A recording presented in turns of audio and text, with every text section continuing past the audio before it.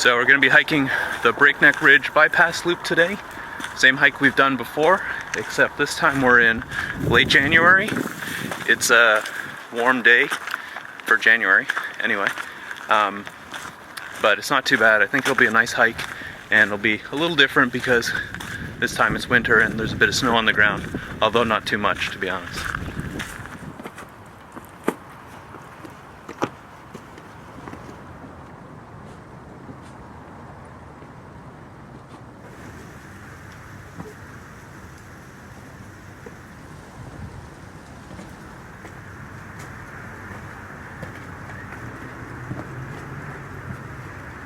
So we've passed the first plateau and are on our way up. Even though it's a cool day out, still definitely sweating, but it's a lot better than going up in the summer with 90, 100 degree heat, that's for sure.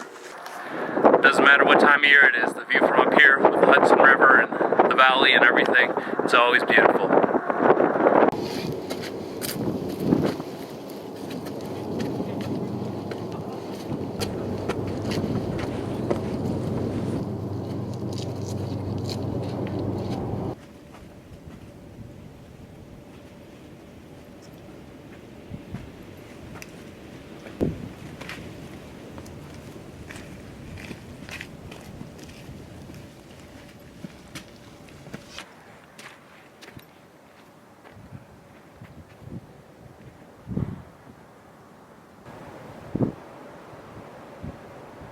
Well, maybe not snow-capped mountain peaks, but that sure is beautiful scenery.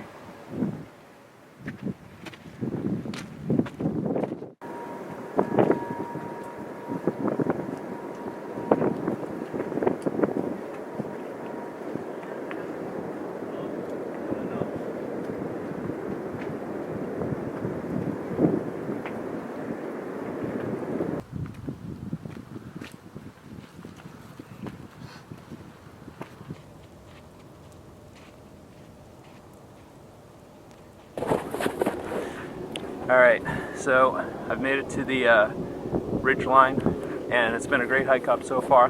Try something new, or new to me anyway. It's one of the energy drink companies has a little energy tablet instead now, so I'm gonna give that a go, see how it is. It's tasty. It tastes kind of like candy. Obviously loaded with sugar, so I don't know, I guess that's kind of cool as an alternative to the powder or, just the straight juice. I've also changed. You can see I got my jacket on. I got a fresh t-shirt on underneath, and the reason why is because coming up here, obviously I was sweating a lot. So now that I'm at the ridge line, it's either going to be pretty much flat or downhill from here. So my body's going to cool down a lot, and what was fine coming up, if I had kept that wet, damp clothing on, would have probably ended up being pretty miserable. Important when you're going in colder weathers to kind of plan ahead, if you're going to end up sweating, that you got something to change into. I also got my toque, just in case it cools down too much. And one other little thing I got, which is nice for hiking, if you're not doing the full backpack thing, is just this little mini crank flashlight. So in the event that, because I'm filming, I end up taking, much longer than I think out here, and I get caught. Just this teeny tiny, really lightweight light will provide enough illumination for me to, see enough to get out. So I'm just gonna have my apple and then head on my way and continue to enjoy the trail. It's just a really beautiful experience out here today, and definitely a bit different, with the snow and just the really nice cool temperatures. As fun as this is in the summer, the heat can be a little bit of a downer at some points. All right, so I took my jacket off. As you can see, I started walking along only for maybe 6 or 7 minutes, and the sweat just started pouring off of me, which I wasn't really expecting since, it's in the maybe high 30s right now. So it's definitely not t-shirt weather, but I don't really want to sweat because I don't really like getting cold. So took it off. I imagine I'll be putting it back on in about half an hour or so, because I'll probably be a little chilled at that point.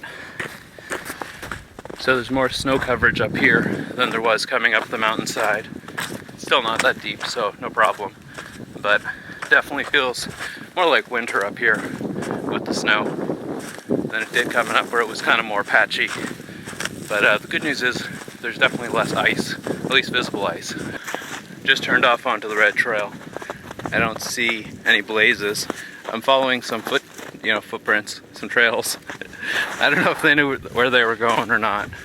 The nice thing about this part of the trail is that you can see the Hudson River, especially in spring, fall, winter. So worst come to worst, just head to the Hudson because that's where the road is. And actually up ahead, I do see some markers, so I guess they knew where they're going, which is great because I didn't see them. So I think we were off the trail a little bit there, but now we're back on.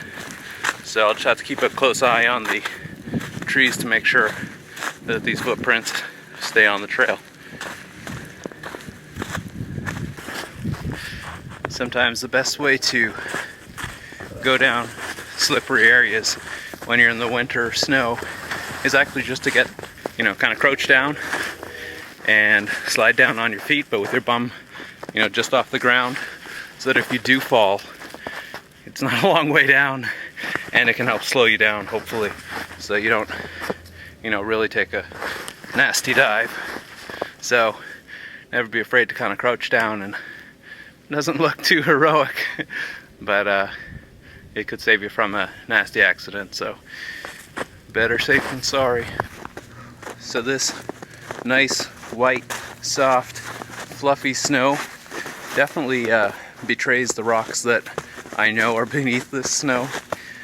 So I want to be extra careful on this downward part of the red trail, which is moderately steep, but more importantly, it's just littered with rocks, which are kind of partially obscured by the snow, and it could be a really nasty thing, especially if I just kind of run off figuring, looks all good, nice fluffy snow, damper, my fall maybe, but I definitely don't want to do that in this situation. So slow and steady.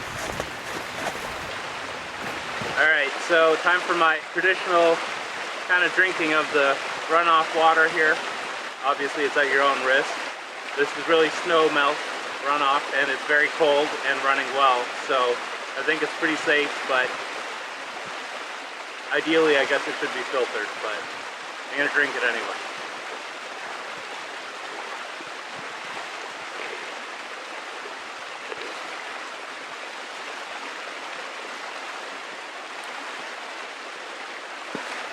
And that waterfall certainly isn't the biggest waterfall I've ever seen, but it's a pretty little one.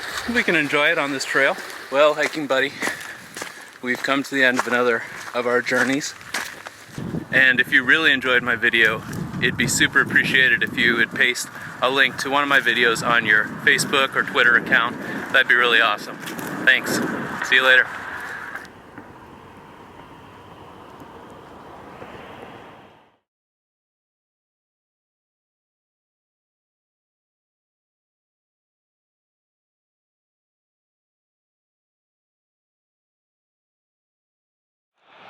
And here, right by the road, in a little pond of snow melt, is a bunch of ducks enjoying their way south, I guess.